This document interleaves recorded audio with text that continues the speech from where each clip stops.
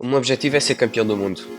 Isso tenho claro. Eu escolhi o Valentino porque era ao lado mais leve de todos os duelos. Eu, com 10 anos, sabia que queria ser piloto. Ponto. Toda a educação desportiva que eu tive, que foi passada pelo meu pai, muito na ótica de vamos nos divertir, vamos ver no que é que isto dá. Então, andava sempre a ouvir as músicas do Kim e que tinha imensos CDs do Kim Barreiros, e o meu pai já estava fartíssimo de ouvir aquilo. Trabalhei, sacrifiquei isto, sacrifiquei aquilo, eh, e agora tenho tudo.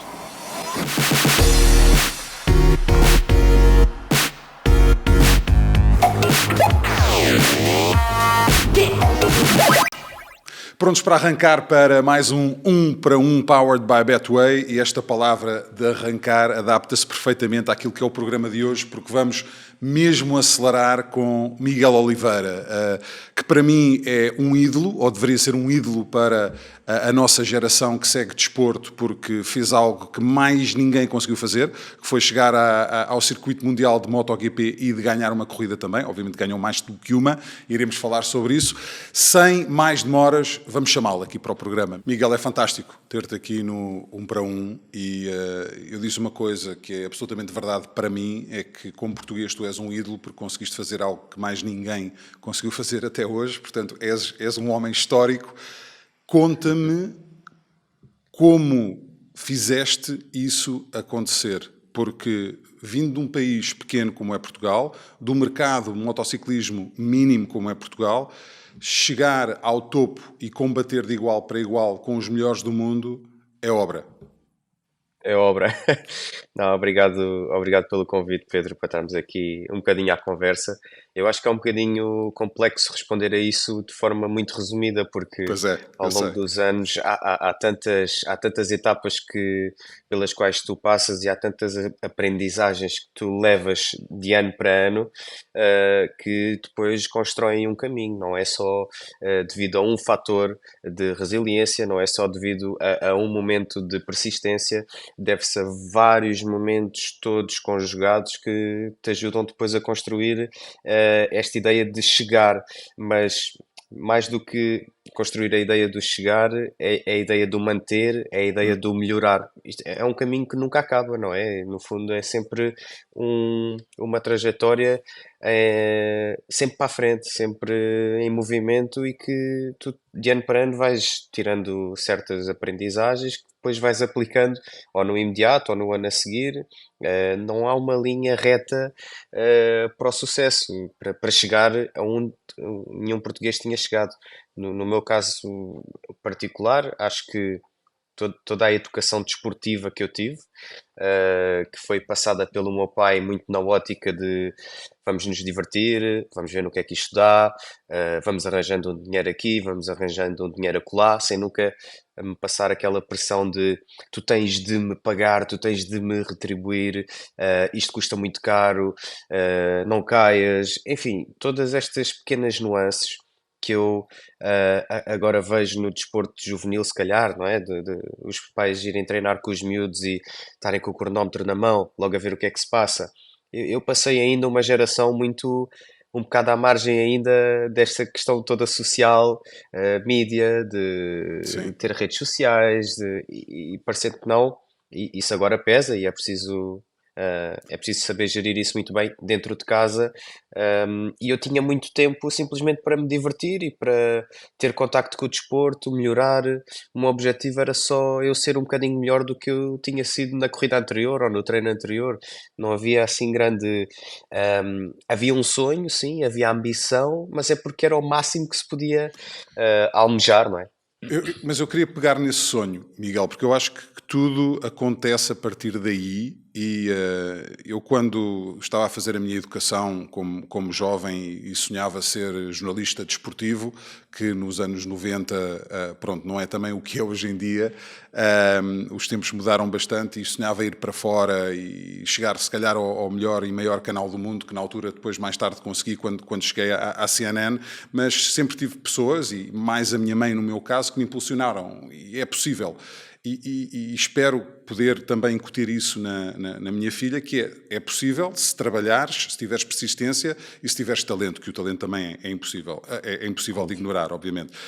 No teu caso, quando essa alimentação do sonho começou a ser uma coisa que depois se transformou num objetivo, ok? E eu sei que o teu pai, obviamente, foi preponderante nisso.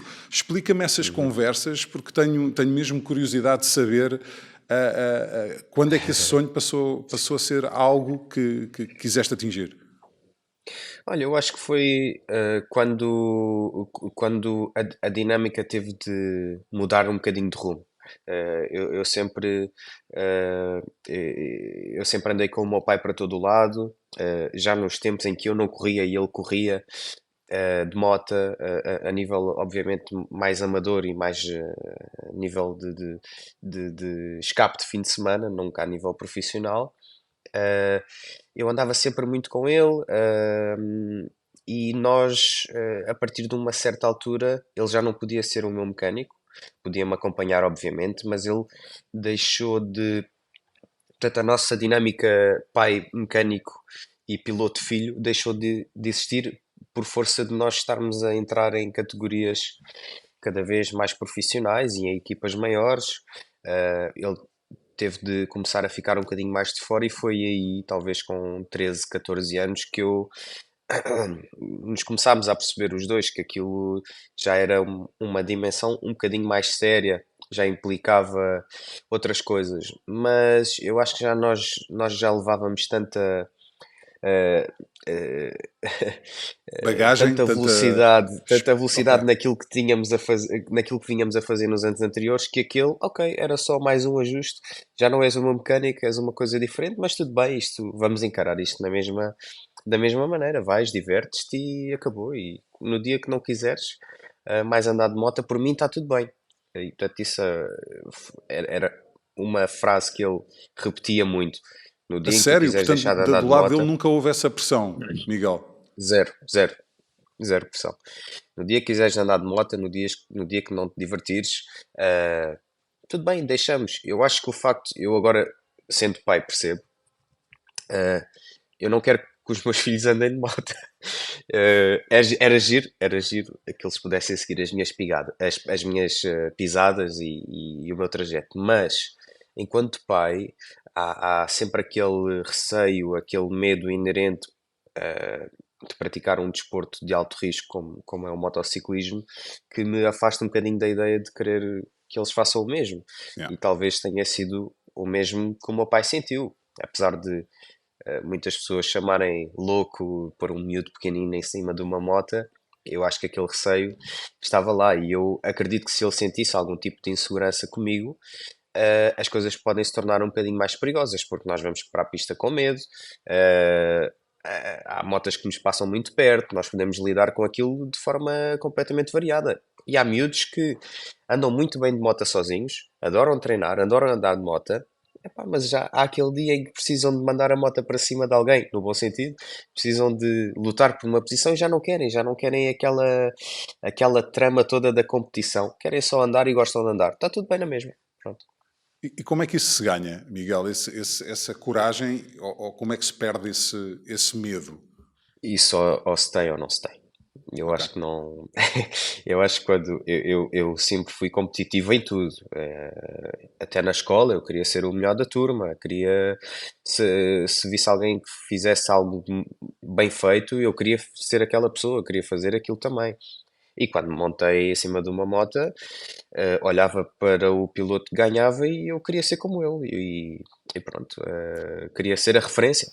Mas isso é interessante, porque tu quando dizes que querias ser como alguém, eu acho que é fácil, ou mais fácil, quando estás em Espanha ou em Itália, que são as superpotências do motociclismo, ou pelo menos nesta Sim, fase contemporânea, e tens sempre alguém, ok, quer ser como o Jorge Lorenzo, ou quer ser como sim. o Valentino Rossi, tu, à tua volta, não tinhas ninguém que podias usar como essa referência. Como é que tu fizeste Não, isso, então?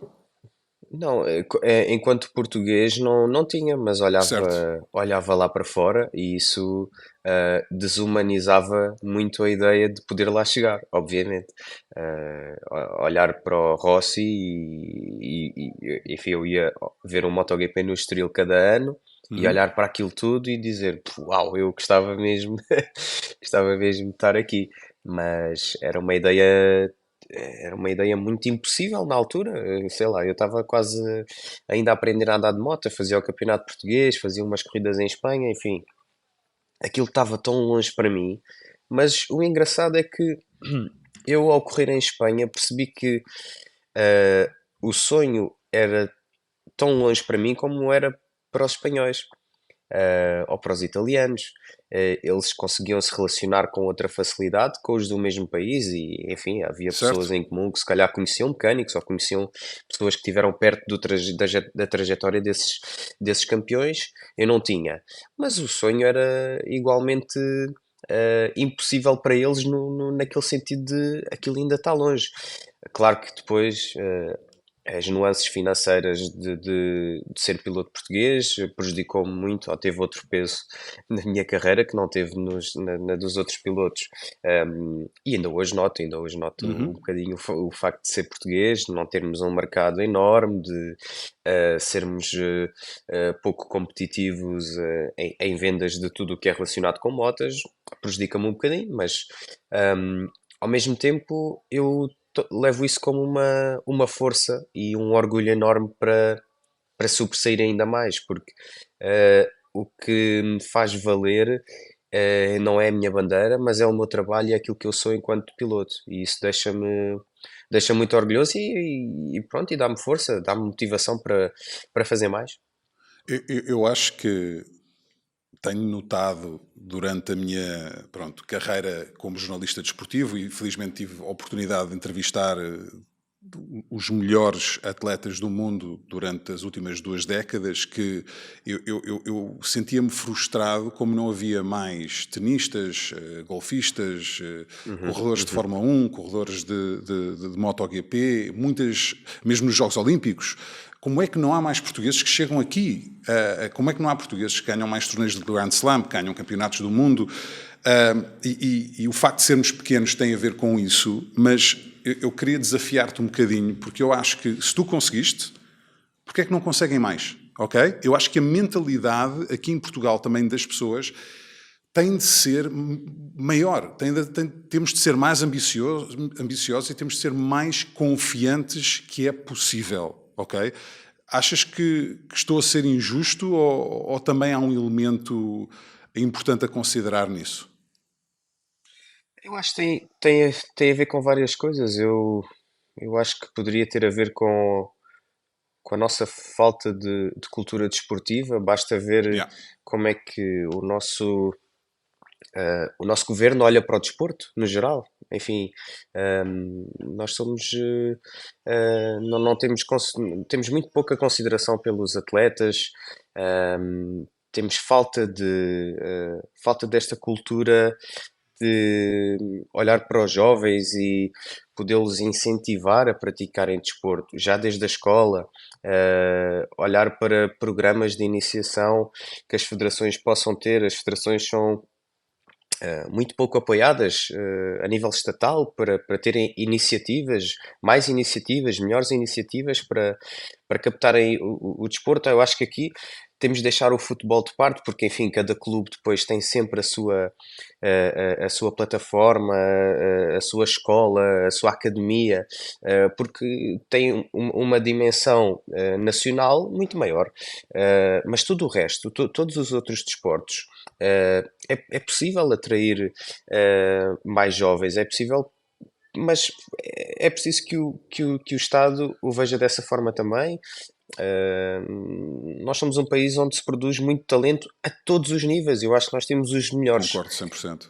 os melhores em cada desporto, mais ou menos, são sempre portugueses, mesmo tecnicamente, sei lá, temos tantos treinadores excelentes de futebol e tornamos-nos referência lá fora.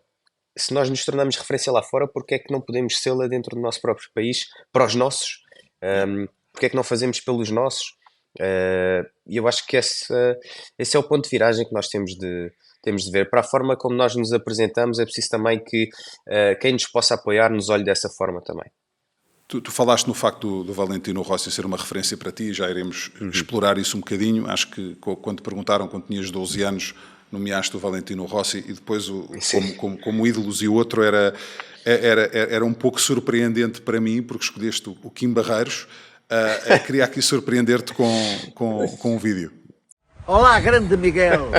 O teu amigo Kim Barreiros quer-te enviar um grande, grande abraço. Estou sempre, sempre contigo e parabéns pela menina. Obrigado. Qualquer dia temos de fazer uma festa, o batizado, e manda vir outra. Ele Ou sabe. outro. Um beijinho para ti, para a tua senhora e para a família. Ele sabe, ele sabe. Grande Ki. Ele sabe porque a minha mulher fez a surpresa de o Sim. trazer ao meu casamento.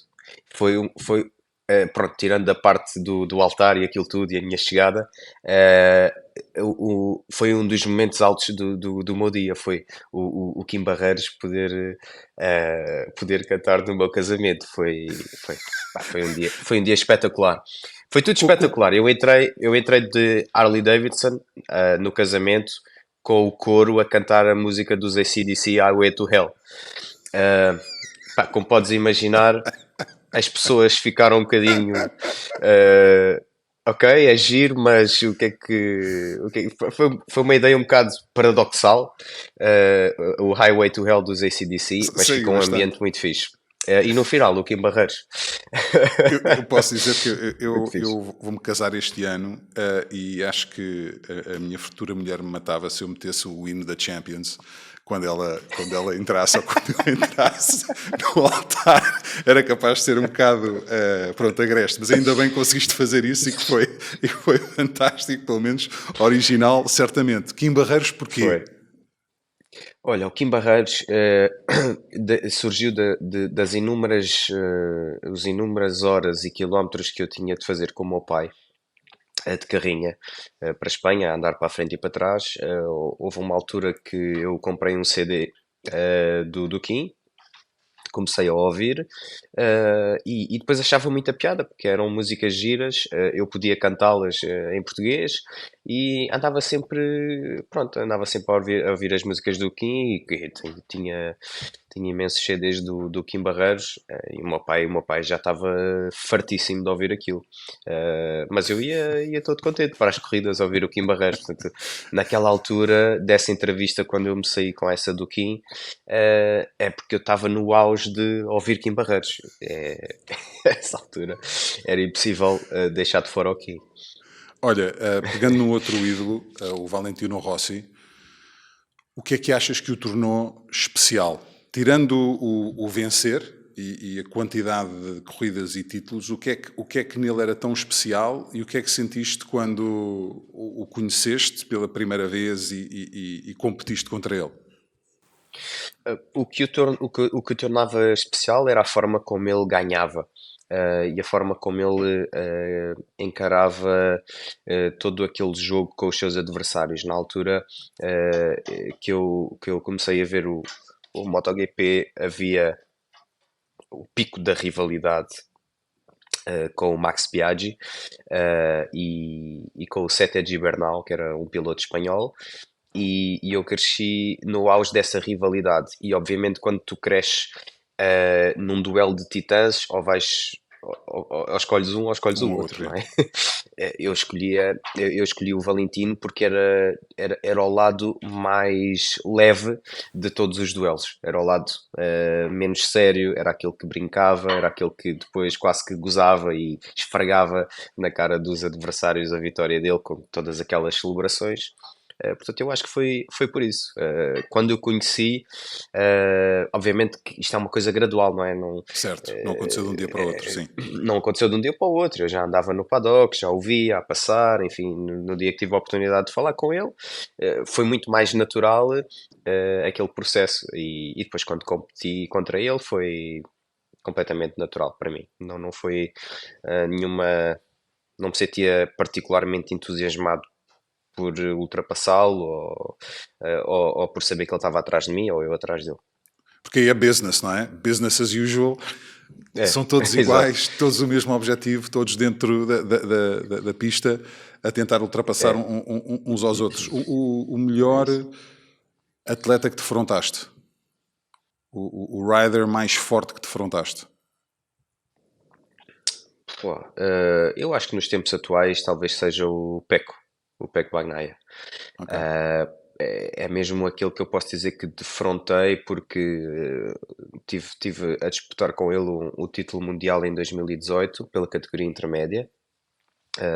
E hoje em dia olho para ele como o piloto talvez mais completo do MotoGP de toda a grelha. É aquele que sobressai mais. É um piloto super calmo, muito low profile, com uma grande técnica e um excelente talento. Obviamente tem, tem a melhor moto, tem a melhor moto da grelha, com uma equipa muito bem afinada e muito bem oleada, mas obviamente que isto podes ter tudo, mas se não conseguires sobressair, e ele, sobretudo, com a revalidação do título em 2023, mostrou que tem tudo no sítio certo. Tu já venceste 5 corridas na classe de MotoGP. Não vamos falar especificamente da tua primeira vitória, porque sei Uhum. que já abordaste essa questão muitas vezes. Obviamente que a primeira vitória em Portugal, em Portimão, foi épica. Acho que todos aqueles que seguem o desporto e têm paixão pelo desporto lembram-se certamente desse momento e dos comentários dos narradores. Foi emocionante, ok? Tu, quando olhaste para essas primeiras vitórias, nesses momentos, o que é possível explicar o que é que passava pela cabeça? Se calhar mais em Portugal, por razões óbvias, mas tu quando passavas a meta, quando sabias que tinhas ganho, o que é que passava pela cabeça? Sabes aquela sensação imediata de conquista? É o sentimento que eu tenho mais presente, aquele de cruzar a linha de meta e conseguir resumir isto tudo num momento, que é trabalhei, trabalhei, trabalhei, sacrifiquei isto, sacrifiquei aquilo, eh, e agora tenho tudo. Ou seja, resumir isso tudo numa sensação, quando cruzas a linha de meta, é isso. Passar por todos os momentos difíceis. É preciso recordar que aquele ano tinha sido o ano onde nós adaptámos toda a competição para sem público, para podermos competir durante o ano de Covid de 2020. Enfim, havia muitas coisas, passei muito tempo sozinho comigo próprio, também a preparar-me naquela época de Covid, e sempre com aquela ideia na cabeça de eu vou conseguir vencer, eu vou conseguir vencer, vou trabalhar para isso e tal, pá, e quando atinges isso é a realização das realizações. Se, conseguires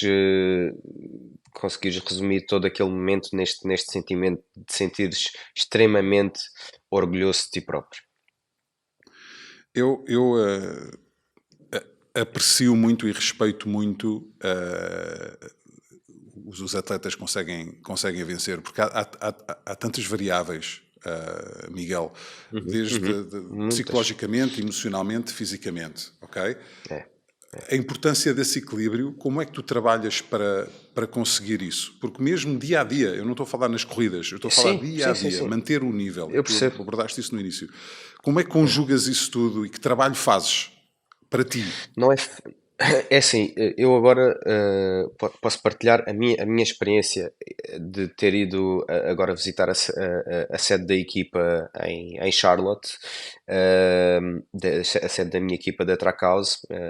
Eles têm lá todo o polo da NASCAR, onde eles montam os carros, onde a equipa vão, onde os pilotos vão de semana para semana.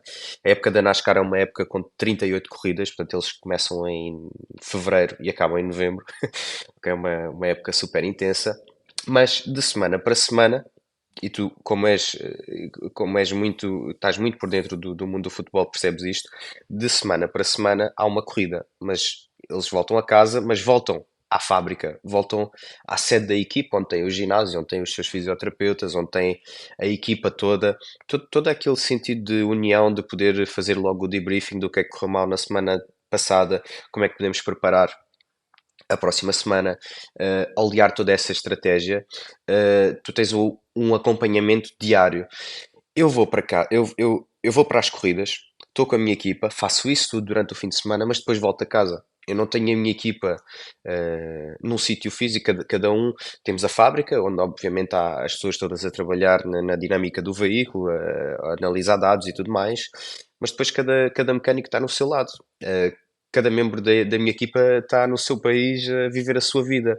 E eu sinto-me quase como que vivo uma vida dupla. Saio de casa para ir para apanhar um avião, entro em modo piloto, chego a casa e sou completamente arrancado daquela realidade e passo a ser piloto ainda, sou um atleta, sou pai, sou marido, enfim, tenho de ter isso tudo. Queria pegar aí nesse tema do Miguel, homem de família. Sei que tens 2 filhos pequenos.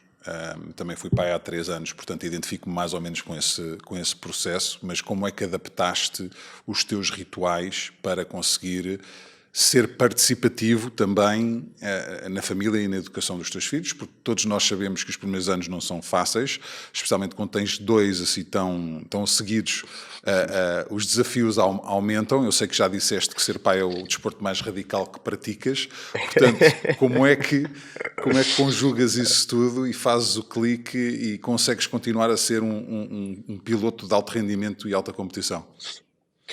Eu aprendi forçosamente a ter de a ter de otimizar o meu dia. Tenho de ser extremamente bem organizado e, sobretudo, estar preparado para que tudo aquilo que eu organizei saia completamente ao lado e que isso não me deixe frustrado. Tu Yeah. podes planear a melhor da atividade com eles, se eles não quiserem fazer, estás tramado. É impossível obrigá-los a fazer alguma coisa. Uh, Sobretudo com estas idades, né? Um tem 6 meses, a outra 2 anos e pouco, portanto é muito complicado. Devo dizer que isto é possível com, com uma mulher fantástica. Não se faz, nem se criam filhos sozinhos. É muito difícil de o fazer sem ajuda. E isso a Andreia tem sido um pilar na minha carreira desportiva. Já não digo enquanto pessoa, enquanto marido, mas tem sido um pilar na minha carreira desportiva porque ela alivia-me muito o meu tempo. E ela diz: vai treinar, faz isto o que tu quiseres, estas horas do dia são tuas e vai, não penses em nós, se ficamos bem, se ficamos mal, eu trato o assunto. E portanto, isso é excelente. Ao mesmo tempo, ela dá-me muito espaço também para eu ser o pai que sou a 1000% quando estou aqui em casa.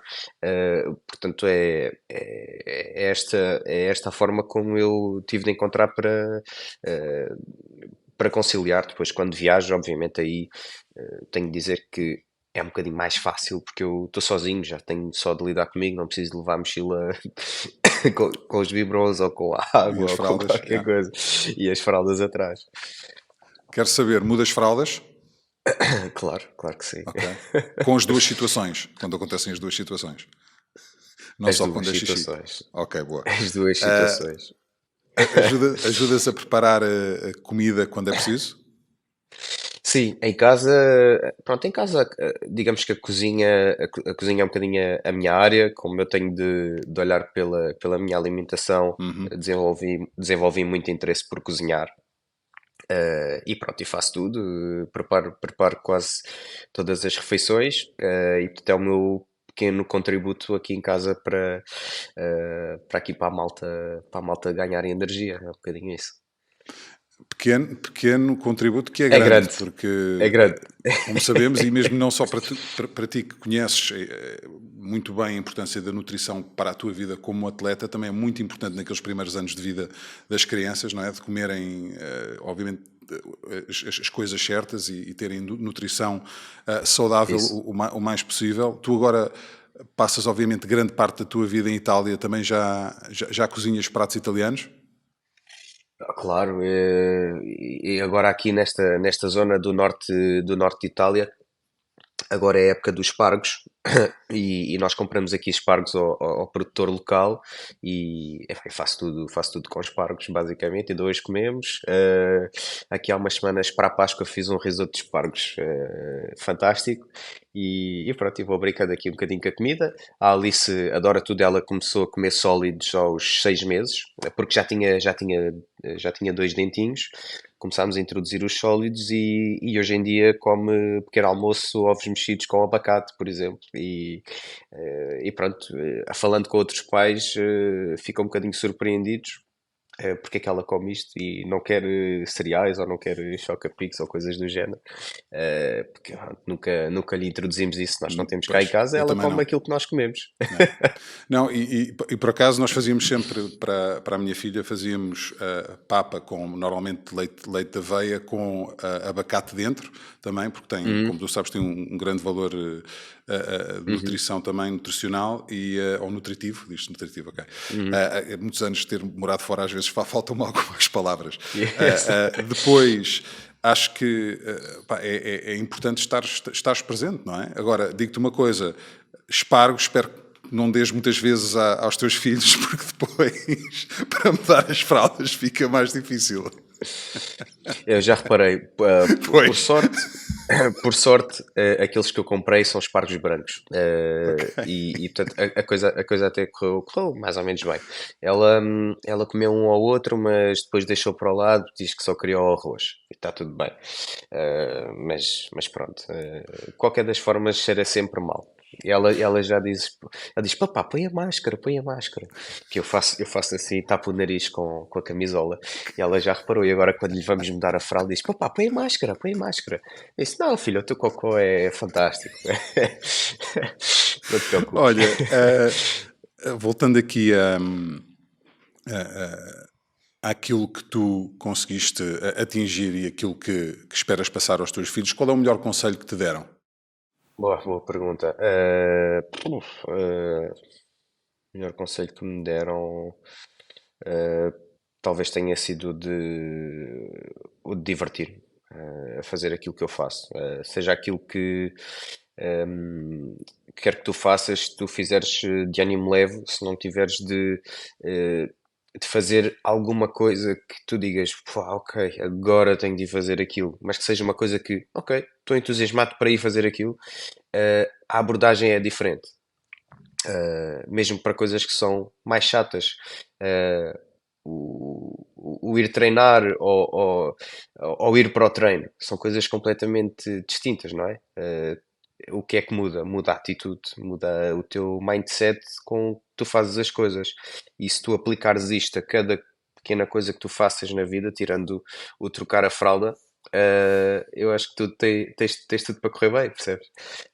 Eu acho que essa é uma abordagem boa e um conselho que o meu pai me deu que levei para a vida. E vais certamente passar também para os teus filhos, não é? Seja o que for que eles depois decidam fazer. Eu acho que sim. Eu tenho muitos dilemas relativamente à educação. Não dilemas, mas se calhar insegurança. Há certas coisas que eu penso, como é que eu vou lidar quando surgir esta ou aquela situação. E eu acho que a forma melhor que nós temos é sermos autênticos nós próprios e estarmos atentos, sermos pais atentos. Uh, E se tu estiveres bem contigo mesmo, se estiveres bem resolvido, eu acho que eventualmente vais passar essa confiança para os miúdos. Eles acabam por te modelar apenas pela tua presença e por aquilo que vais falando. E pronto, não há muito mais que eu consiga antecipar porque eles ainda são pequeninos, mas não sei. Vamos ver no futuro. Olha, voltando aqui à tua carreira, tens 29 anos, esta época na Trackhouse e no futuro, que objetivos tens? O meu objetivo é ser campeão do mundo. Isso tenho claro. Preciso de reunir essas condições da moto. A moto, neste momento, eu acho que há três, uh, sim, três construtores bastante competitivos no campeonato. Neste momento, um é a Ducati, o outro é a KTM e o outro é a Aprilia. estou num desses três grandes construtores que neste momento são os mais competitivos. Uh, Acredito que ainda há coisas na minha equipa que eu possa melhorar, e o resto é combinar um bocadinho de sorte, que o ano passado me faltou bastante. Sim, foi o teu ano mais difícil, sem dúvida. Foi um ano difícil, e eu acho que com isso tu cada vez mais vais aproximando dessa realidade.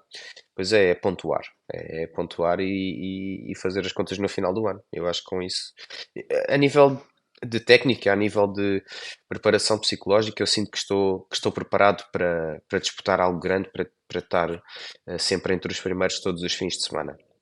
Há ainda um clique ou outro que eu preciso de fazer com a moto, com esta moto nova, que ainda não o fiz. Uh, Tenho dificuldade em te dizer exatamente no que é, mas eu sinto muito potencial ainda por atingir. E eu acho que quando atingir esse potencial vou conseguir estar. Vou conseguir estar muito assiduamente nos lugares de cima. E depois é ser eu próprio e aplicar, aplicar todo o empenho. E sentes o apoio da estrutura da equipa para acreditar que isso é possível? Sim, sim. Uma das coisas que talvez tenha mudado muito na equipa foi esta abertura para nós podermos dizer, junto dos proprietários diretamente, aquilo que precisamos, aquilo que nos faz falta para podermos ir mais, para podermos evoluir. E quando tu tens esse ambiente de trabalho, onde alguém te diz, olha, pede o que é que te faz falta, eu acho que tens todas as ferramentas para te poderes para poderes sobressair e alcançar os objetivos que nós temos. Tu tens alguém que neste momento continues a seguir ou pensar que te pode inspirar a chegar a estes objetivos? Porque sozinho, uma coisa é acreditar sozinho, a outra é ter pessoas à tua volta, ou se calhar mesmo dentro do mundo do motociclismo, ter alguém que te ajuda a pensar que isso pode mesmo acontecer. Eu tento. Houve muitos anos que me identificava com o Cristiano, apesar de continuar a ser uma grande inspiração. A partir do momento em que fui pai, tentei me rever, tentei modelar pessoas que já fossem pais e que tivessem aí no pináculo do seu desporto. Uh, a questão com o Cristiano foi que eu percebi que ele tem muitas outras ferramentas financeiras que eu não ia poder ter, e se calhar modelá-lo enquanto pai barra atleta ia ser complicado. Então percebi, ok, se não preciso necessariamente de modelar alguém nesta fase da minha vida, a nível de pilotos pais, há alguns no campeonato. Há apenas um com dois filhos, que é o Maverick e tem a mesma idade que eu e foi o vencedor deste último grande prémio, curiosamente. E, portanto, fica difícil modelares alguém que já está no teu, percebes, está no mesmo lugar que tu para disputar aquilo que tu queres também. Por isso tento manter a minha mente aberta, ir buscar coisas de vários atletas, várias personalidades. Quando olhas para este tipo de atleta que consegue chegar ao mais alto nível, e tu agora és uma referência nesse sentido também, como é que geres as expectativas que tu colocas para ti próprio, que as pessoas à tua volta também esperam de ti, e como é que consegues manter a força psicológica quando as coisas não correm tão bem como foi o ano passado, tendo em conta as lesões que sofreste? Quando passas por momentos mais difíceis, como é que ultrapassas isso na parte mental e na parte emotiva também? Olha, eu acho que aquilo que resulta para mim é ser o mais imparcial possível, e tentar colocar todas essas emoções de lado. Eu acho que há sempre a melhor forma de tu poderes avançar de um contratempo é analisá-lo friamente, sem qualquer tipo de emoção, ou seja, sem pensares que és tu que estás envolvido naquilo. E isso evita logo uma grande parte Mas isso da não é fácil, dificuldade em Miguel. tu. Não, não é fácil, mas Especialmente é o num que é. desporto individual.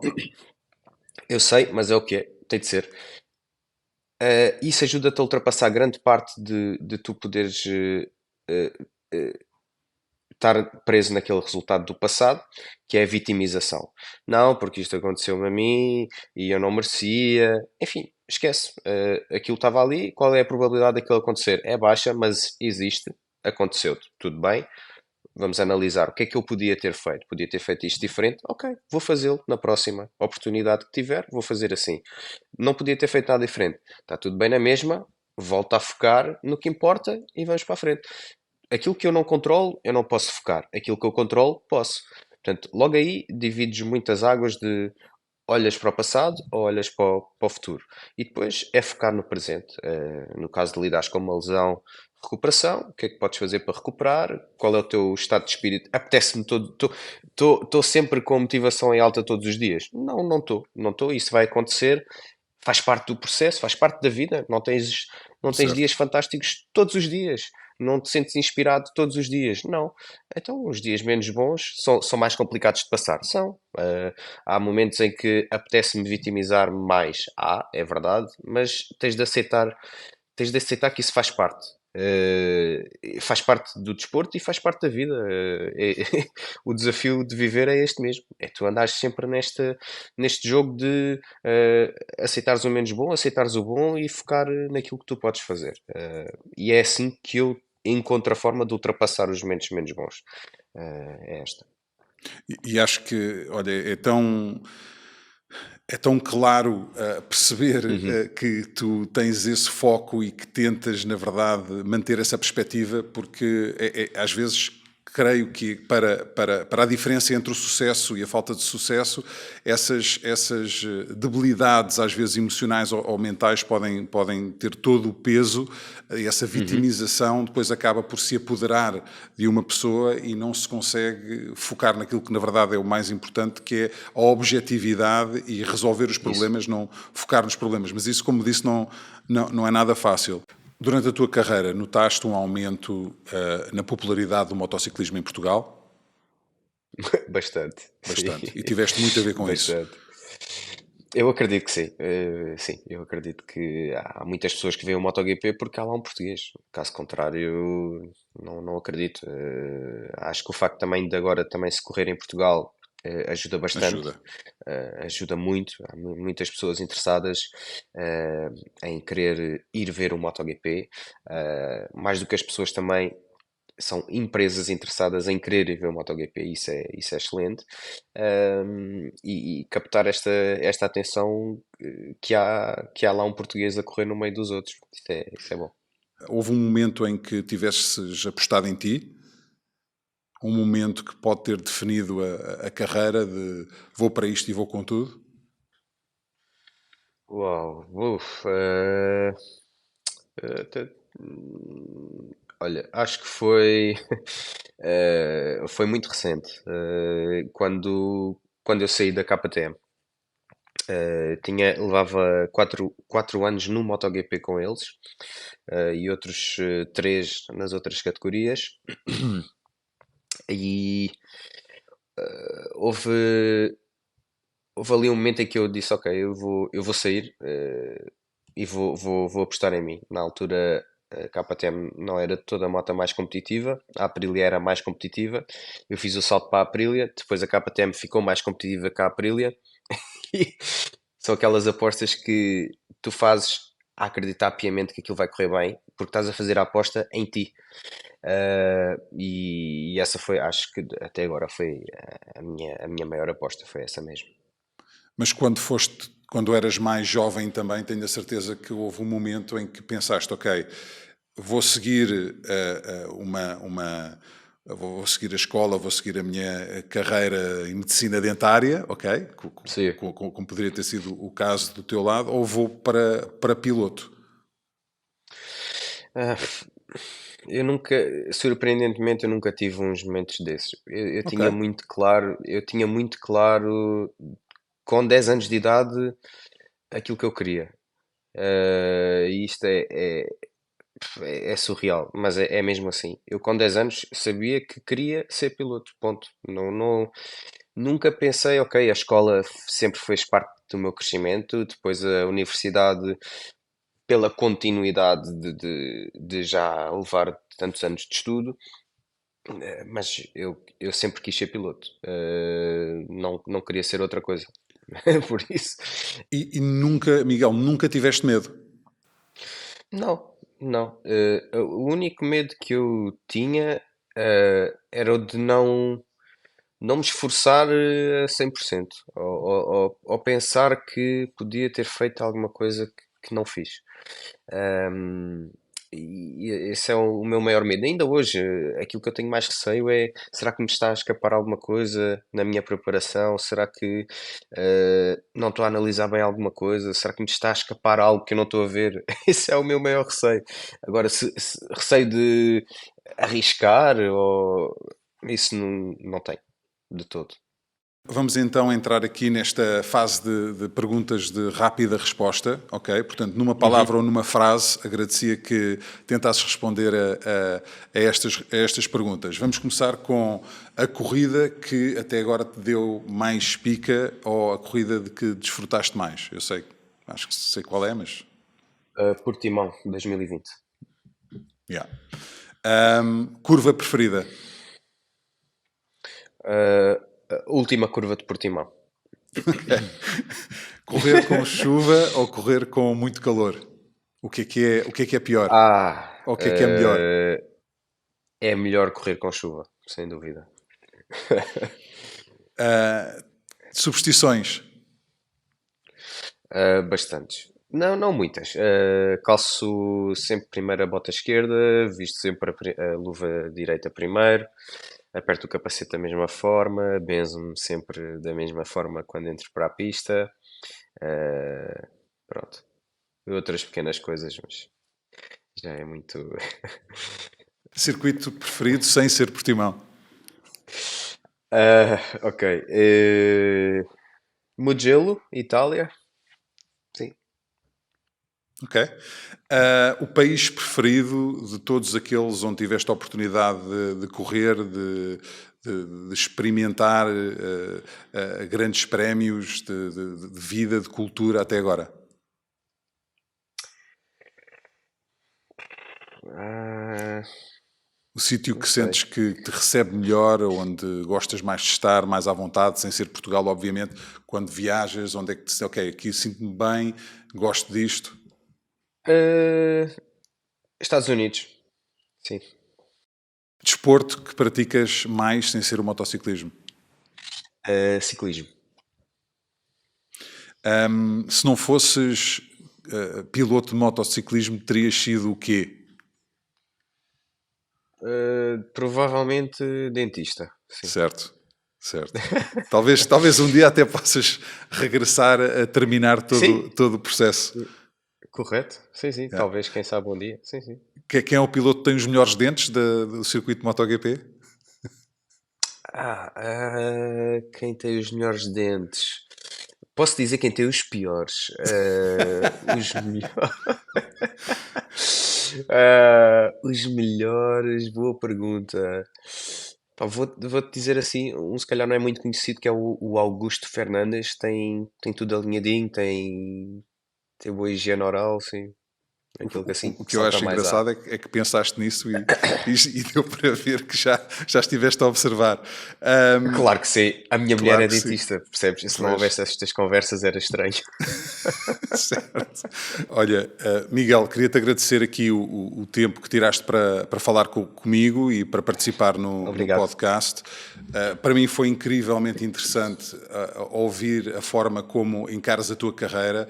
Acho que és uma inspiração para todos aqueles que querem chegar ao mais alto nível nas suas respectivas profissões. Não tem nada a ver com motociclismo ou com outra modalidade qualquer, ou mesmo uma carreira que tenha a ver com outro ramo completamente diferente. Agradeço essa partilha de conhecimento e de informação, continuação de boa Muito sorte com obrigado. tudo, uma carreira fantástica, e espero mesmo que esse objetivo de ser campeão do mundo se torne realidade. Eu também espero que sim, vou trabalhar para isso. Obrigado, Pedro. Ok, grande abraço, Miguel. Obrigado. Obrigado, um abraço, um abraço. E vamos encerrar aqui mais um episódio do 1 para 1 Powered by Betway. Para mim o que ficou aqui foi a mentalidade do Miguel.